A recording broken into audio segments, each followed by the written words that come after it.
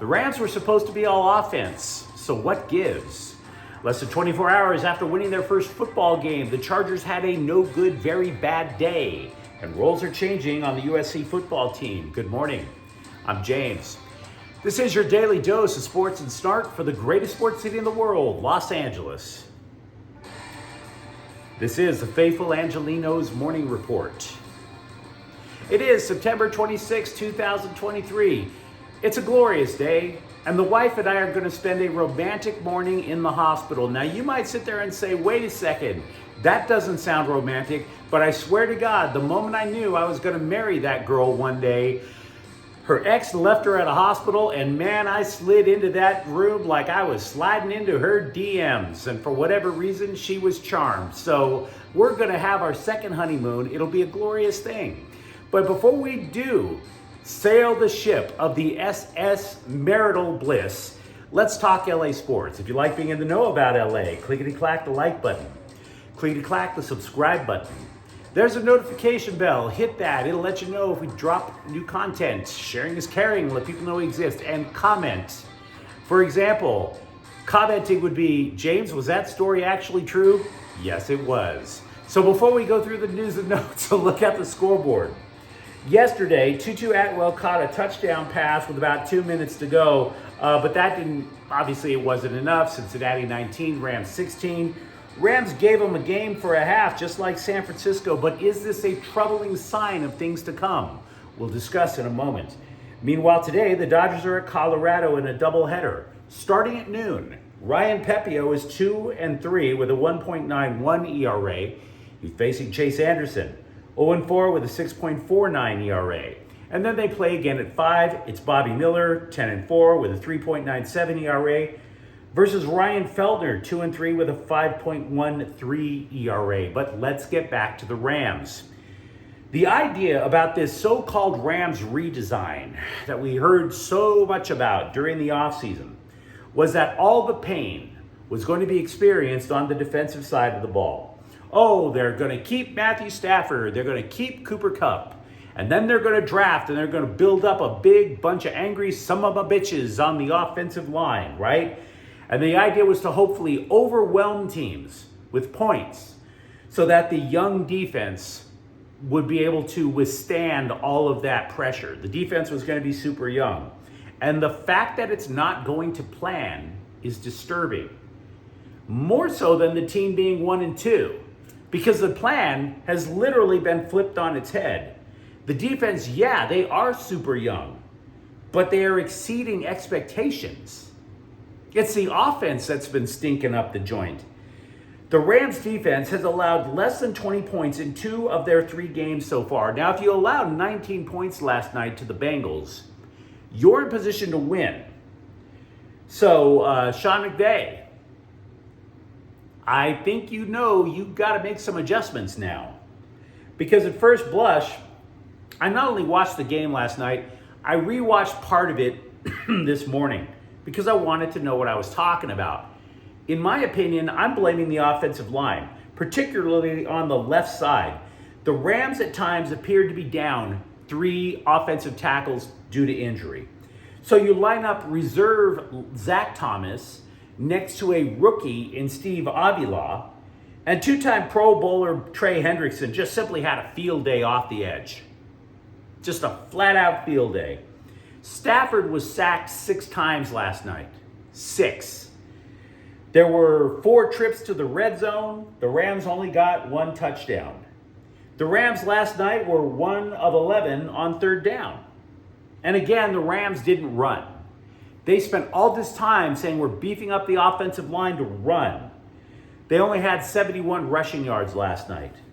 And by the way, a good running game should get maybe 150 yards in a game. The Rams have yet to crack 100 yards in any game this year. So, where are the Rams? These are my thoughts, particularly on offense. Let's not overreact. Before the season began, I was under the impression that the Rams needed to tread water until Cooper Kupp gets back from his hamstring issue. If he's out for a month, that means there's only one more game that he's missing. So we need a status update on Cooper Kupp if he's on target to come back in 2 weeks. Second, we also need a status update on left tackle Alaric Jackson because he left with an injury. But Sean McVay said this injury might be lingering for a few weeks. We don't know yet. We just don't know. Number three, I thought the Rams would be lucky to finish the first 4 games at 2-2.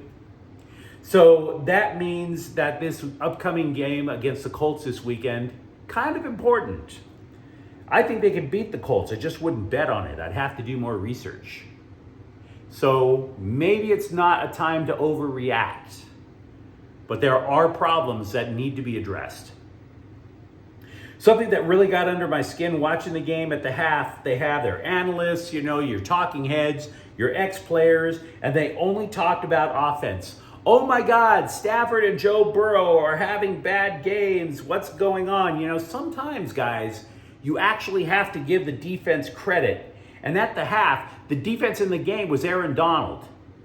The second half, it was Hendrickson. The first half, it was Aaron Donald. He kept shredding that very expensive offensive line that the Bengals paid for. And I bring that up because I want to tell you why Donald has been resurgent this year. It's because he likes to teach. If you recall, the Rams tore apart their defensive side. We already mentioned that. They let Bobby Wagner go, Jalen Ramsey. GM Les Snead said that he and Sean McVay both summoned Donald before the offseason actually kicked into gear. And they told him their plans. Why not? You want to respect him. He's not only a cornerstone of the franchise, he's a surefire first ballot Hall of Famer. And Donald had considered retirement as recently as the Super Bowl victory, if you recall. You need to keep a guy like that in the loop. So Donald said he told Snead and McVay to, quote, bring in guys that's hungry, that's willing to work, and that's willing to just find ways to tune up and not be satisfied with just being here. Obviously, you're getting a bunch of new guys, and as long as they come in working with the mindset to want to get better, we can win with that, unquote. Snead then said he took what Donald said to heart when scouting players. It wasn't just whether or not they had good numbers in the combine. He described evaluating players as whether, quote, he passes the AD test, unquote. Whether the love of the game matches the skill level. And there is a standard to meet. There really is. Did you know that in the Rams training facility, there is a whiteboard and there is a list of people who have tried and failed to complete a workout with Aaron Donald? That's how crazy of a workout warrior Aaron Donald actually is. Rookie defensive tackle Kobe Turner, who Donald likes, by the way, couldn't keep up either. He's the latest name on the whiteboard. Meanwhile, with the Chargers, Sunday, we learned that J.C. Jackson, the Chargers' golden ticket free agent signing from 2022, was a healthy scratch against the Vikings. Now, without details, I was sitting there guessing that this was something akin to what pushed Cam Akers out of the Rams locker room. It was a sweeter, much more innocent time back then, just 24 hours ago. Then we find out there's an arrest warrant out for Jackson, according to CBS. That's troubling. Now, it's troubling because it's kind of stupid. Most crime is stupid, you know? We're not talking about master criminals like on an episode of Columbo or something. Jackson was charged with criminal speeding back in 2021. This is back when he was playing with the Patriots. He was supposed to take classes, pay a fine, go to a court hearing, and he was 0 for 3. Did none of it. But I will say this, kudos to Jackson, because unlike other New England Patriots, at least he wasn't arrested and charged with murder. So well done. Well done, J.C. Jackson. You're not exactly a menace to society. You just don't know how to follow directions. I can kind of respect that. Nobody's dead. Nobody is dead. By the way, I would also add that the program Jackson was supposed to complete is called Brains at Risk. Brains at Risk. I say that for those of us who appreciate irony. That, by the way, signals how much of a bad day it was for the Chargers, because a guy with confetti where his knee used to be should be the top story. That should be terrible enough. But J.C. Jackson made it worse. An MRI has indicated that Chargers wide receiver Mike Williams has torn the anterior cruciate ligament in his left knee. He's done for the year. Straight up. Williams, though, has been both terrific and injury prone for the Chargers. He hasn't played a full season since 2018. And by the way, this is his 7th season. So in other words, that's 6 of 7 seasons that he hasn't completed. So I would say you have to kind of give GM Tom Telesco credit. Maybe he saw this coming. He spent a first-round pick on wide receiver Quentin Johnston. So there may be a solution there. Not only just for Williams, but Keenan Allen's in his 30s. So if the Chargers were going to lose anyone for the year, I don't want to be a jerk. I'm not trying to say Williams was expendable. What I am trying to say is Johnston was the contingency plan. Now, a final note. Williams played a ton of slot receiver in the Bolts' new offense. I am not sure if Johnston is good enough to play that role. I'm simply suggesting while the Chargers shuffle things around, Johnston's going to get more playing time. We went into USC season believing, for example, that Austin Jones would ascend to the feature running back of the offense. He was the backup for Travis Dye last year. Dye is gone now. Jones, though, has lost the job to Marshawn Lloyd. Lloyd is averaging almost 9 yards a carry. Jones, meanwhile, only got 3 carries versus Arizona State. So there's a lot of changing that's going on if you're watching the Trojans. We knew they were deep at receiver. Mario Williams has a problem with drops. He dropped 3 passes against Arizona State alone last week. So how much longer do you expect him to be on the field if you're looking at running backs changing around? Lloyd over Jones. Even bigger questions are emerging as to which players are losing time on defense. Shane Lee was a starting linebacker last year. 0 snaps on Saturday. Defensive tackle Keon Barrs, who transferred in from Arizona, is even in a weirder spot.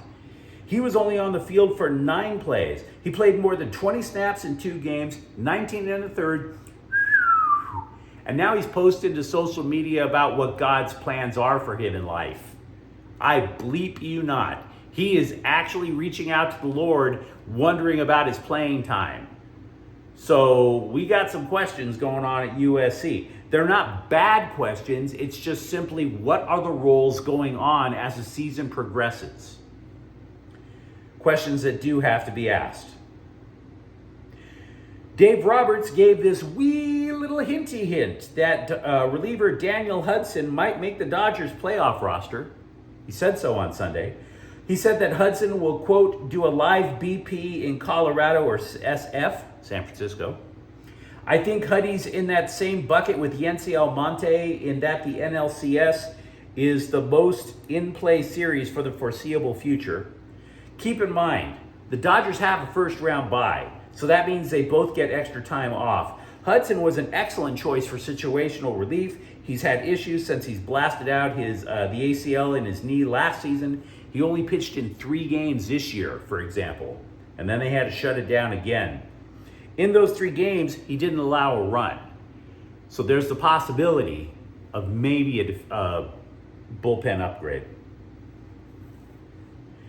Just because you say the obvious thing doesn't mean it should be ignored. So while it is impressive to watch the LA Galaxy come back time and time again from multiple goal deficits, as they did in a win against Minnesota and a tie Sunday against Austin, manager Greg Vanney said they can't keep falling behind like that and expect to make the MLS Cup playoffs. To which I say, no bleep. But I have to be real with you. The Galaxy are down to just 3 center backs. Chris Mavinga got hurt in Austin. We don't know how long. 2 of the 3 center backs that the team has left, by the way, were acquired in the summer transfer window. So people are like, did the summer transfer window really make that big a difference? Yes, because if they didn't make these moves, they would be deader than Julius Caesar right now. Straight and simple. Also, regarding Galaxy injuries, I've been trying to get a legit update on the electrifying midfielder Ricky Puig. who tried to gut out last night's game after getting roughed up by the Austinites. Then he said Pooj isn't injured as much as it is that he lost mobility as the match went on. And I want to believe you, Coach Vanny. I totally do. But what the hell was Pooj doing using a crutch yesterday at the airport? Riddle me that. Now, for all we know, the Galaxy are talking about Pooj the way the Bengals were talking about Joe Burrow all of last week. I don't know. The Galaxy are mum when it comes to injuries. Kendrick Nunn, who was once seen as the lone reliable outside shooter that the Lakers would have, is trying to land a gig with a team in Greece. He does have a 2-year offer from a team out there. He hasn't signed it because he is hoping that an NBA team will reach out to him. He wasn't lousy. He helped the Miami Heat get to the finals in 2020. But dude, in order to get a job, you have to be there for the job, right? He missed an entire year with a knee injury while he was in LA. You have to be available. It just is. That's why you have to get in your car and go to work, guys. You can't telecommute forever. Sorry, COVID people. I know some people that were upset with the HBO series Winning Time getting canceled, but I did find out that I have, in fact, one thing in common with Magic Johnson. And no, it is not HIV. He and I have never watched that show on the Showtime Lakers. He didn't want to watch it. Neither did I. As a side note, I also never watched Magic Johnson's late night talk show. So there is that. USC began practice for the upcoming season yesterday. Bronny James missed it, but let's be real. We know the reason why. Even Coach Andy Enfield was like, bro, heart attack. I get it. Finally, the Clippers signed forward Broderick Thomas to an Exhibit 10 contract. An Exhibit 10 contract basically means if you play your cards right, you might land a spot with the Ontario Clippers. We all want to be in the Inland Empire if that means our dreams can come true. But you let me know what you think in the comments thread. What did you see in the Rams offense last night that you want to discuss? What about the roles changing over at USC, or for that matter, the Chargers? And if you enjoyed talking LA sports, don't forget to subscribe to the channel, because that's what we do every single day here. Thank you for watching. I'm James. We'll be back tomorrow. Faithful Angelenos is a Kian Corte El Queso production. Take care.